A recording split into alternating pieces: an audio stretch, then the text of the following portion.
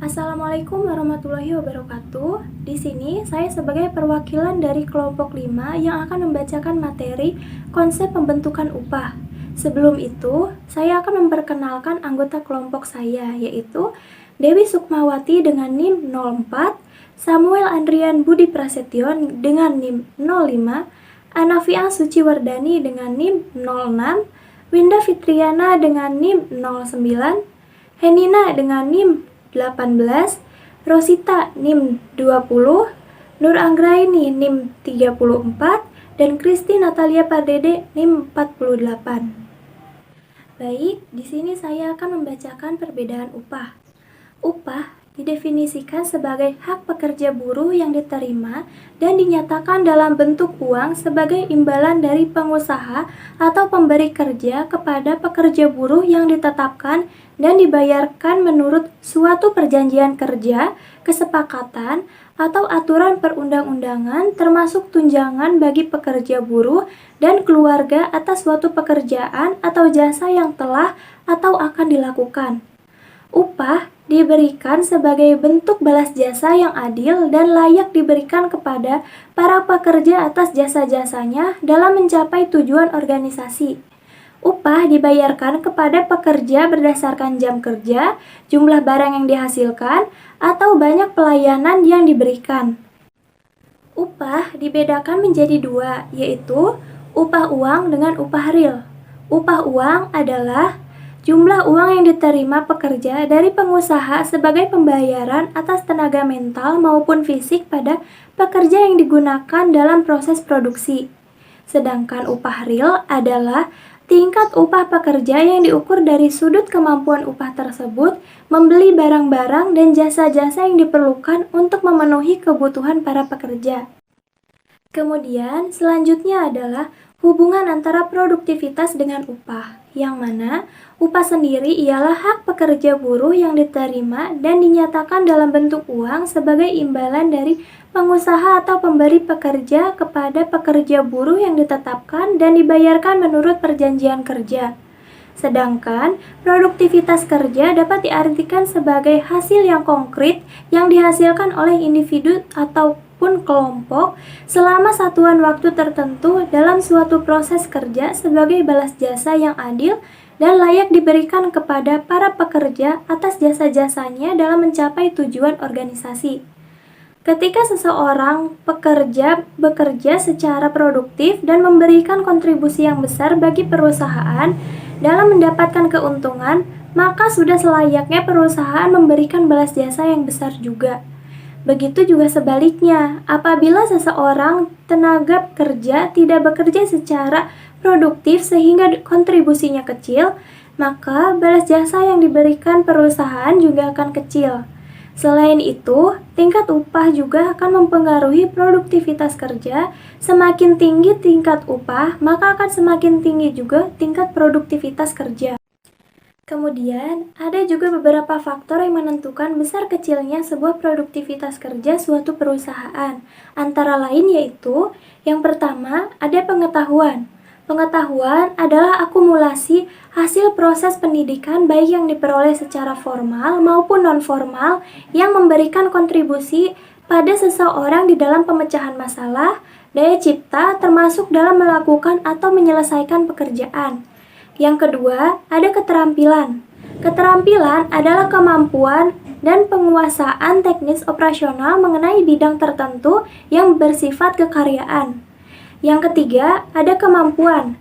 Kemampuan terbentuk dari sejumlah kompetensi yang dimiliki oleh seseorang karyawan. Konsep ini jauh lebih luas karena dapat mencakup sejumlah kompetensi. Yang terakhir ada sikap. Sikap merupakan suatu kebiasaan yang terpolakan. Jika kebiasaan yang terpolakan tersebut memiliki implikasi positif dalam hubungannya dengan perilaku kerja seseorang, maka akan menguntungkan. Arti yang dimaksud di atas adalah apabila kebiasaan-kebiasaan karyawan adalah baik, maka hal tersebut dapat menjamin perilaku kerja yang baik pula. Misalnya, seorang pekerja mempunyai kebiasaan tepat waktu, disiplin, maka perilaku kerja juga akan baik. Apabila diberi tanggung jawab akan menepati aturan dan kesepakatan kerja. Selanjutnya, Ada penentuan upah di berbagai bentuk pasar tenaga kerja. Yang pertama, pasar persaingan sempurna. Ada banyak perusahaan, banyak juga pekerja. Dalam pasar ini memiliki arti bahwa jumlah pencari kerja dan jumlah perusahaan yang membutuhkan tenaga kerja yang sama banyaknya. Sama-sama banyak di sini tidak hanya mengacu kepada jumlah fisik, melainkan lebih kepada tingkat independensinya, baik di antara tenaga kerja maupun juga di antara perusahaan. Yang kedua, ada pasar monopsoni, yaitu satu perusahaan tetapi banyak pekerja. Pengertian satu perusahaan bukan berarti secara fisik, tetapi perusahaan-perusahaan tergabung dalam satu asosiasi perusahaan yang membuat perilaku seragam di antara anggotanya. Dengan demikian, perusahaan monopsoni memiliki kekuatan nyata dalam pasar untuk menentukan tingkat upah. Dalam situasi ini, upah buruh atau pekerja sering berada di bawah tingkat produktivitasnya, atau dengan kata lain, terjadi eksploitasi tenaga kerja. Yang terakhir ada pasar monopoli, yaitu banyak perusahaan, sedikit pekerja. Pasar monopoli secara sederhana digambarkan terdapat banyak perusahaan yang membutuhkan tenaga kerja, tetapi hanya ada satu pencari pekerja.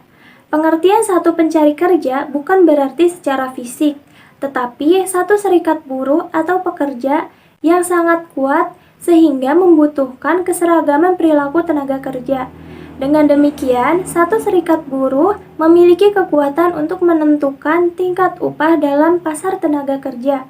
Dalam situasi ini, upah bekerja adalah upah maksimum dan kenaikan upah mendorong peningkatan pengangguran. Baik, selanjutnya saya akan membacakan studi kasus.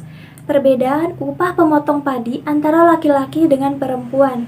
Perbedaan upah terjadi ketika seorang pekerja mendapatkan upah lebih dari yang lain. Perbedaan upah memang terjadi. Selain perbedaan upah antara laki-laki dengan perempuan atau orang-orang dengan agama kepercayaan yang berbeda dan juga orang-orang dengan warna kulit yang berbeda. Perbedaan upah tersebut bahkan mungkin dalam jumlah yang besar. Perbedaan upah sering terjadi karena individu yang memiliki pengalaman kerja lebih cepat atau melakukan pekerjaan yang sangat berkualitas dapat menerima upah lebih banyak. Dan perbedaan upah ini terjadi di daerah Gampong Terebeh Janto, Provinsi Aceh. Di daerah tersebut terdapat perbedaan pembayaran upah antara laki-laki dengan perempuan, yang dianggap bahwa perempuan adalah pekerja buruh yang lambat dibandingkan dengan laki-laki. Biasanya, laki-laki akan datang lebih awal dibandingkan dengan pekerja buruh perempuan. Karena keterlambatan pekerja buruh wanita ini dapat menyebabkan pemilik tidak mampu menaikkan upah pekerja karena hasil yang diperoleh pemilik relatif rendah dan tidak menentu, sehingga terkadang tidak mampu untuk menutup biaya pengolahan sawah. Dan selanjutnya akan dijelaskan oleh rekan saya, Mbak Nur Anggraini. Assalamualaikum warahmatullahi wabarakatuh. Nama saya Nur Anggraini, NIM 34. Saya akan menjelaskan berbagai macam upah di Indonesia. Yang pertama adalah upah minimal, sejumlah uang yang dibayarkan kepada karyawan yang berhak secara tunai sebagai imbalan atas pengerahan jasa-jasa. Dan yang kedua adalah upah nyata, upah yang nyata dan benar-benar harus diterima oleh karyawan. Yang ketiga adalah upah hidup, yaitu upah yang diterima seorang karyawan yang mampu mencukupi kebutuhannya. Selanjutnya ada upah minimum, pendapatan yang dihasilkan para karyawan dalam suatu perusahaan. Dan yang terakhir adalah upah wajar, yaitu upah yang secara relatif dinilai cukup sebagai kebutuhan. Selanjutnya adalah faktor yang menimbulkan perbedaan upah. Yang pertama, permintaan dan penawaran tenaga kerja. Penawaran tenaga kerja yang cukup besar tetapi tidak banyak permintaannya. Dan yang kedua adalah perbedaan corak pekerjaan. Pekerjaan yang ringan dan mudah dilakukan, dan ada pula pekerjaan yang memerlukan tenaga. Yang ketiga adalah perbedaan kemampuan, keahlian, dan pendidikan. Dan yang keempat, pertimbangan bukan keuangan. Dan yang kelima, mobilitas tenaga kerja. Saya akan menjelaskan tentang studi kasusnya. Faktor-faktor yang menjadi penyebab terjadinya keterlambatan pembayaran upah pekerja atau buruh ialah pelunasan biaya proyek yang dipenuhi oleh pihak ketiga, yaitu klien. Pengusaha atau perusahaan tidak memiliki cadangan dana yang cukup untuk membayar seluruh upah pekerja atau buruhnya. Dan yang ketiga, sistem manajemen usaha dan keuangan perusahaan yang belum tersusun dengan baik. Baik, di sini saya akan melanjutkan presentasi dari teman saya. Saya akan menjelaskan tentang fungsi upah. Upah ditetapkan atas dasar tugas yang telah diberikan oleh para pemberi kerja dan juga oleh tenaga kerja, dengan memperhatikan keseimbangan dari prestasi, kebutuhan tenaga kerja, dan juga kemampuan dari perusahaan.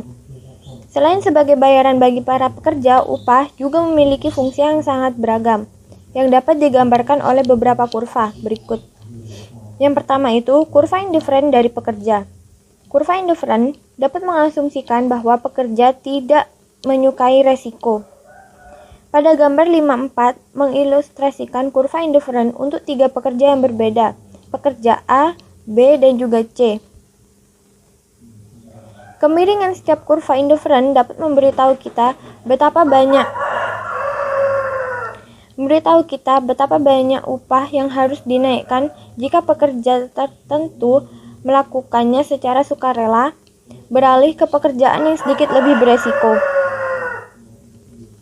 Oleh karena itu, kemiringan kurva indifferent adalah harga reservasi yang digunakan oleh pekerja untuk pindah ke pekerjaan yang sedikit lebih beresiko. Seperti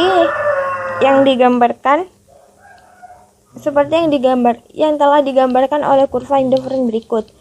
Pekerja A memiliki kurva indifferent yang paling curam dan karenanya memiliki harga reservasi untuk resiko tinggi. Oleh karena itu, pekerja ini sangat menghindari resiko. Sedangkan di sisi lain, pekerja yang berbeda memiliki preferensi resiko yang berbeda terhadap pekerja A yang sangat menghindari resiko, sehingga pekerja C tidak terlalu mempermasalahkan resiko terhadap pekerja A. Pekerja C memiliki kurva indifferent paling datar dan harga reservasi terendah untuk resiko. Meskipun pekerja C tidak menyukai resiko, dia tidak terlalu mempermasalahkannya. Yang kedua itu kurva isoprofit. Kurva isoprofit. Perusahaan yang memaksimalkan keuntungan bersaing untuk mendapatkan para pekerja ini dengan menawarkan paket pekerjaan yang berbeda-beda, yang dimana paket yang ditawarkan berisi tawaran upah dan juga jenis lingkungan kerja tertentu yang diukur dengan kemungkinan cedera dalam satu pekerjaan. Dalam kurva isoprofit memiliki beberapa sifat. Yang pertama itu, kurva isoprofit miring ke atas karena memerlukan uang untuk menghasilkan keselamatan. Di sini, perusahaan harus menginvestasikan sumber daya untuk meningkatkan keamanan lingkungan kerja. Akibatnya, keuntungan yang dipertahankan akan menjadi konstan. Apabila jika perusahaan berinvestasi dengan keselamatan mengurangi upah yang dibayarkan kepada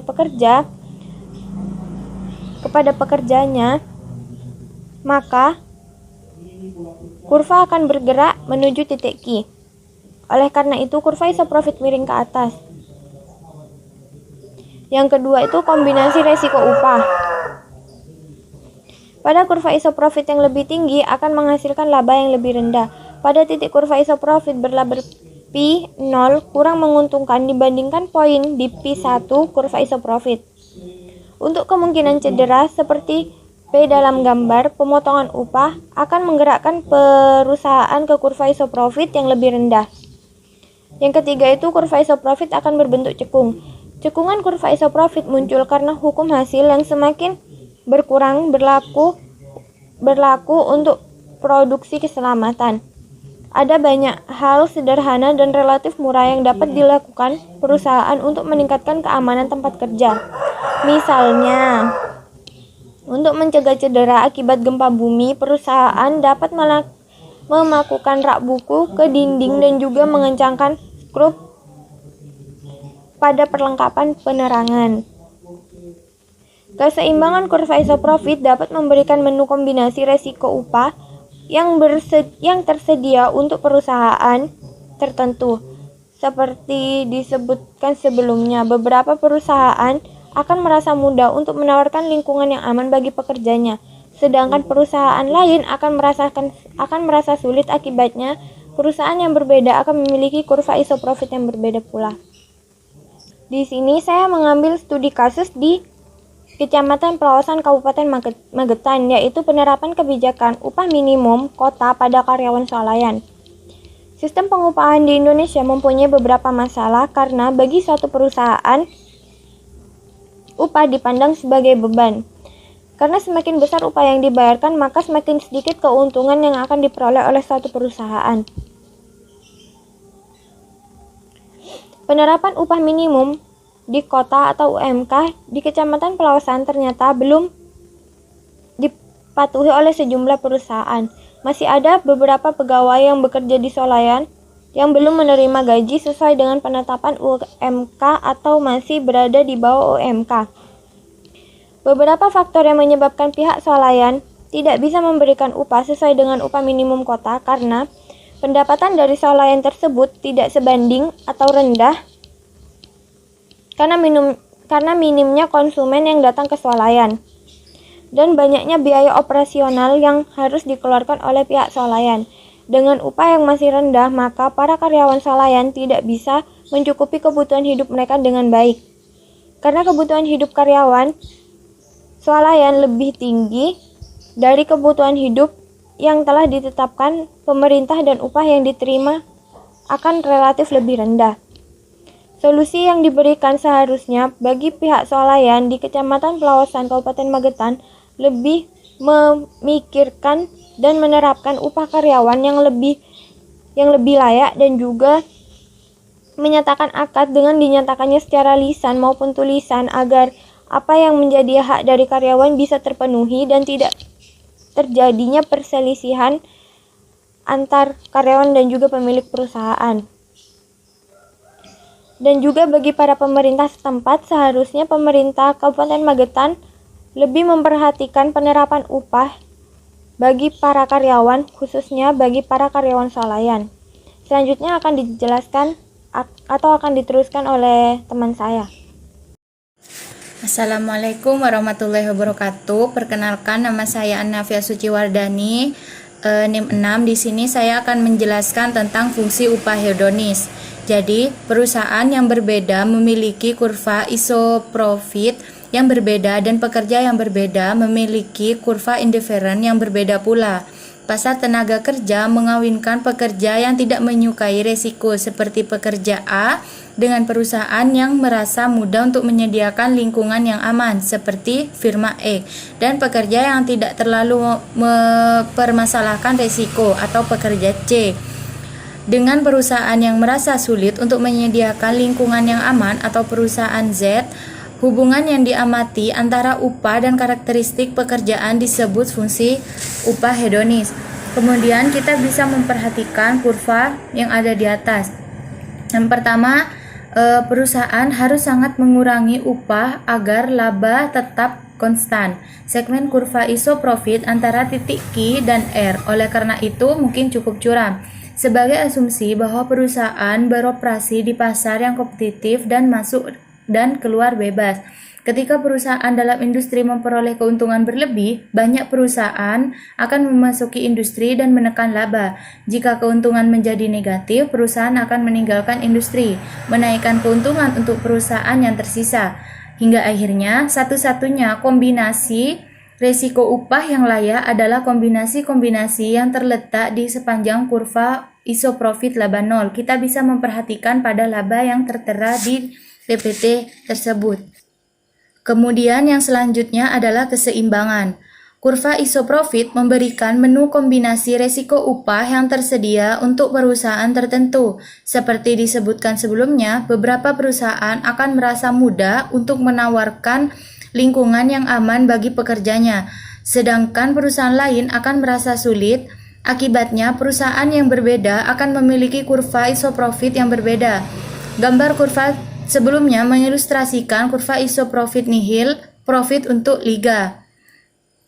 Perusahaan PX untuk perusahaan X, PY untuk perusahaan Y, dan PZ untuk perusahaan Z. Seperti yang digambarkan, perusahaan X yang mungkin memproduksi perangkat lunak komputer dapat menawarkan tingkat risiko yang relatif rendah.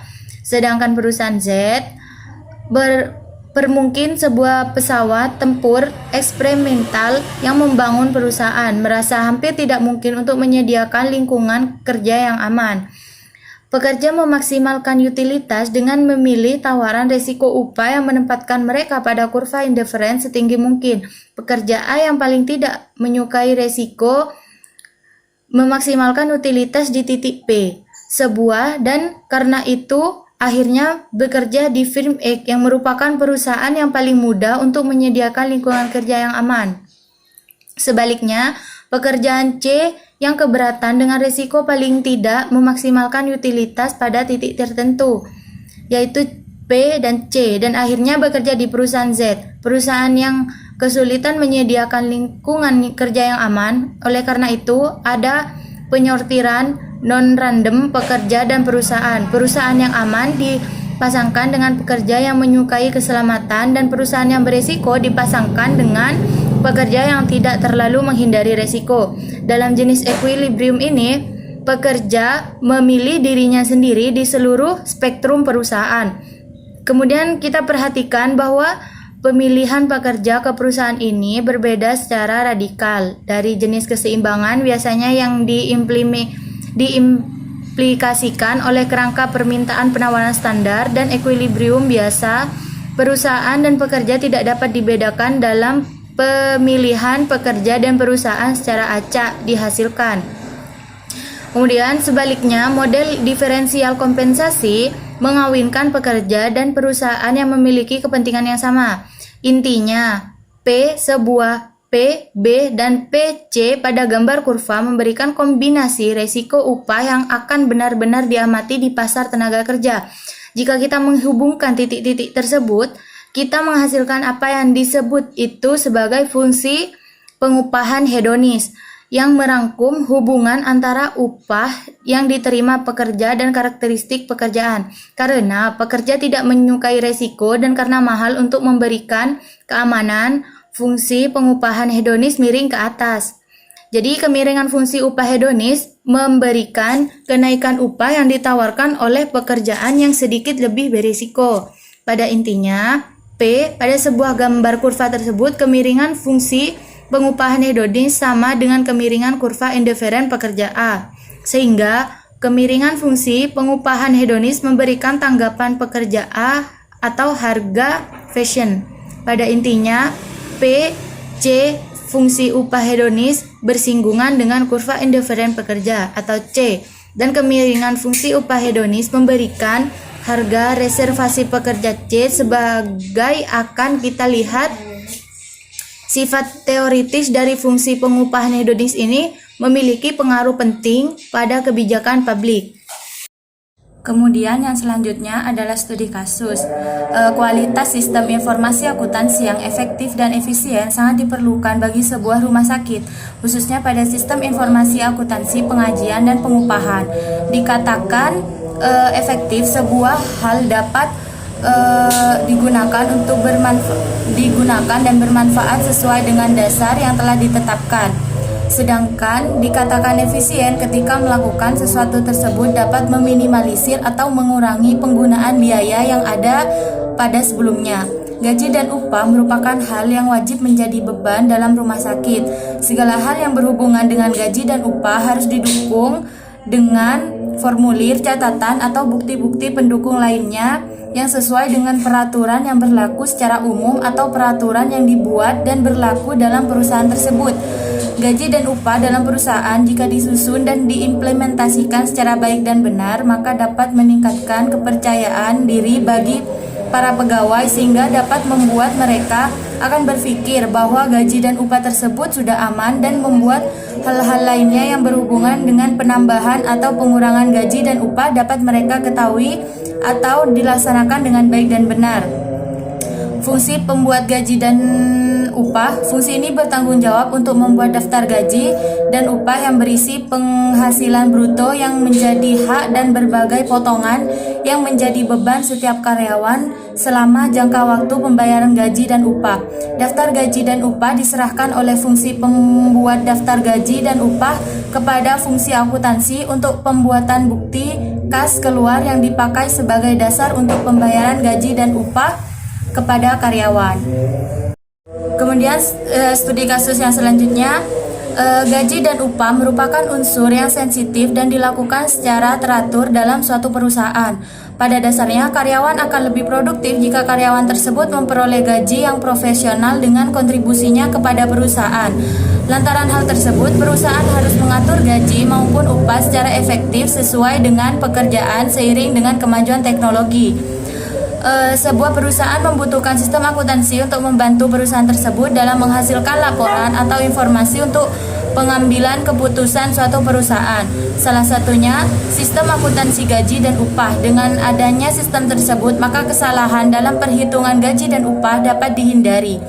Perum Bulog cabang Surabaya Selatan merupakan subdivisi Bulog Jawa Timur yang menaungi Kota Mojokerto, Kabupaten Mojokerto, dan Kabupaten Jombang. Perusahaan ini adalah perum milik negara bergerak di bidang logistis pangan. Cakupan sektor kerja perusahaan ini meliputi pemberantasan hama, usaha angkutan, menyediakan karung plastik, jual beli komoditas pangan dan usaha secara eceran serta usaha logistik. Selaku perusahaan yang tetap melaksanakan tugas dari pemerintah, Bulog tetap melaksanakan kegiatan yang menstabilkan harga minimum pembelian untuk gabah dan bahan pokok serta pengelolaan stok pangan. Perum Bulog cabang Surabaya Selatan mengatur dan mengawasi 7 gudang Bulog di daerah Kota Mojokerto, Kabupaten Mojokerto, dan Kabupaten Jombang. Kemudian menurut Mulyadi terdapat 5 peran dalam sistem pengajian, yaitu atau pengupahan. Yang pertama adalah kepegawaian, menangani hal apapun yang berhubungan dengan karyawan, berada di bagian kepegawaian pada divisi personalia dan umum. 2. Penulis absensi, menangani hal apapun mengenai absensi karyawan. Terus berada di bagian pencatatan waktu hadir pada divisi personalis dan umum. Terus 3. Penyusun daftar gaji dan upah, menangani proses pembuatan daftar gaji dan upah, berada di bagian gaji dan upah pada divisi personalia dan umum. Yang keempat adalah akuntansi, menangani pencatatan transaksi yang berhubungan dengan gaji dan upah, berada di bagian kartu biaya, utang, dan jurnal pada divisi akuntansi. Kemudian yang kelima ada keuangan, yang bertanggung jawab mengenai pendistribusian gaji dan upah, berada di bagian kasa. Kemudian Mulyadi pada teorinya mengatakan bahwa jaringan prosedur yang membangun sistem penggajian dan pengupahan meliputi 1. Penulisan absensi, 2. Penulisan durasi kerja hanya pada sistem upah, 3. Pengerjaan daftar gaji dan upah, kemudian 4. Alokasi biaya gaji dan upah, 5. Pengerjaan bukti kas keluar, 6. Penyaluran gaji dan upah.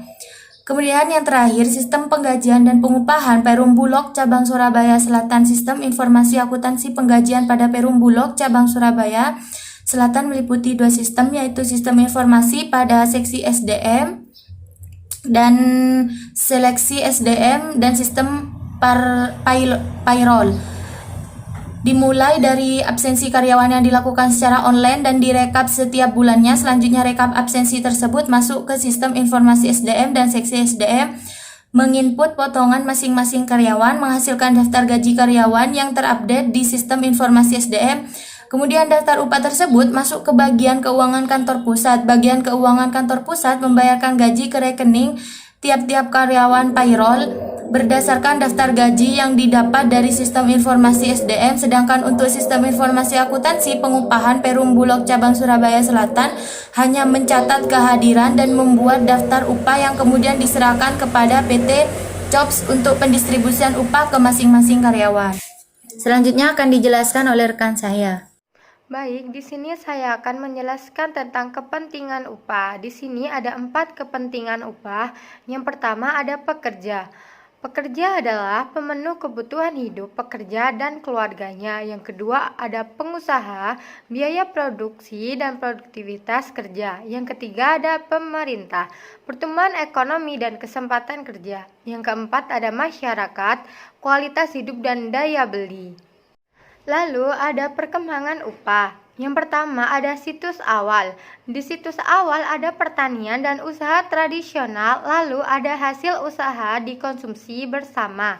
Yang kedua ada kepemilikan tanah. Di kepemilikan tanah ada ketenagakerjaan pertanian, lalu imbalannya akan berbentuk bagi hasil sama rata. Yang ketiga ada peranan uang. Peranan uang ada pertanian dan industri kecil, lalu untuk imbalannya ada uang dan natura. Perkembangan imbalan. Yang pertama, imbalan jasa tenaga kerja. Ada upah sebanding, lalu upah satuan waktu dan upah satuan produk. Yang kedua ada imbalan finansial. Di dalam imbalan finansial ada sebagian upah yang berbentuk uang dan ada juga upah kabupaten atau provinsi dan sektor. Yang ketiga, imbalan finansial dan non-finansial. Ada upah, bonus, insentif, lalu ada fasilitas dan jaminan sosial. Satuan upah yang pertama ada satuan waktu dan satuan produk. Satuan waktu terdapat upah per jam, upah per hari, upah per minggu, dan upah per bulan. Satuan produk bentuk uang atau unit hasil dan bentuk produk bagi hasil. Komponen upah yang pertama ada upah pokok berfungsi ekonomis. Gaji dasar yang ditetapkan untuk melaksanakan satu jabatan atau pekerja tertentu pada golongan atau pangkat dan masa kerja tertentu. Yang kedua ada tunjangan berfungsi sosial dan insentif.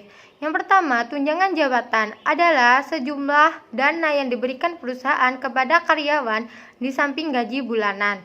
Yang kedua, tunjangan transport. Jenis tunjangan yang disediakan untuk karyawan dengan mobilitas tinggi dalam melakukan pekerjaan.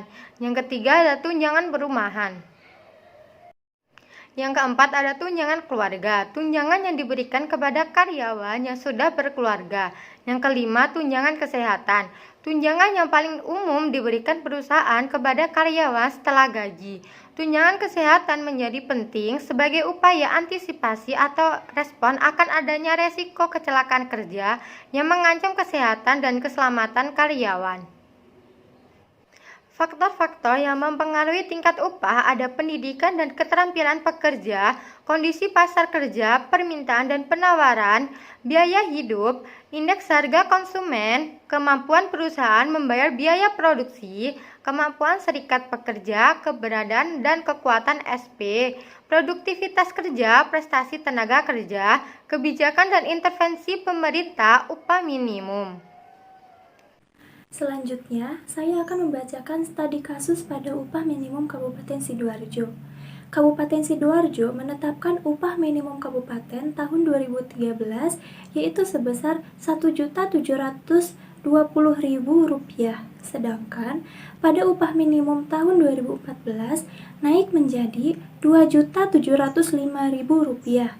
Kenaikan tersebut dinaikkan berdasarkan standar kebutuhan hidup tahun yang ada pada Kabupaten Sidoarjo. Hal ini membuat Kabupaten Sidoarjo mendapat upah minimum kabupaten terbesar nomor 38 kabupaten atau kota di Jawa Timur. Pemikiran dasar dari penetapan upah minimum ini berdasarkan pada langkah untuk menuju dicapainya penghasilan yang layak guna mencapainya kesejahteraan bagi seluruh pekerja dengan memperhatikan aspek produktivitas dan kemajuan perusahaan. Dan selanjutnya akan dibacakan oleh rekan saya. Saya akan melanjutkan presentasi dari rekan saya.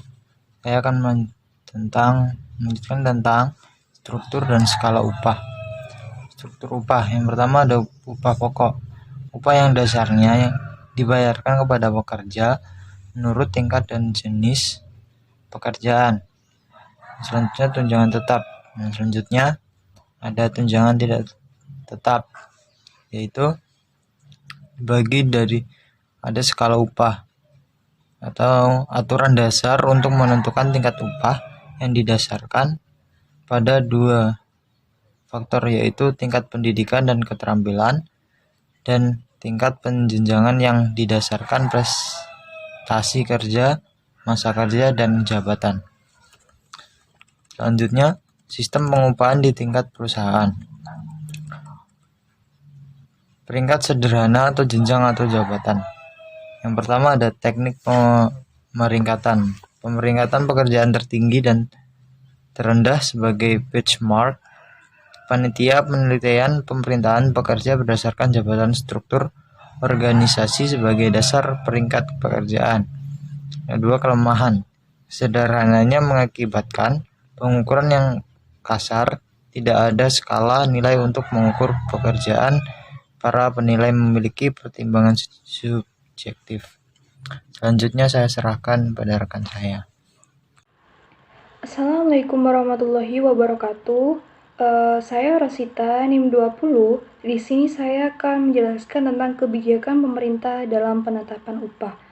Kebijakan pemerintah dalam penetapan upah adalah jaringan pengaman terhadap pekerja yang mempunyai kompetensi yang rendah, masa kerja lebih rendah dari 1 tahun, dan jabatan paling rendah di perusahaan, sehingga pekerja mendapat perlindungan dari terpuruknya kesejahteraan. Di samping itu, bahwa kebijakan pemerintah dalam penetapan upah berkaitan dengan peningkatan kesejahteraan tenaga kerja, juga perusahaan mampu membayar upah dan tidak akan menambah pengangguran.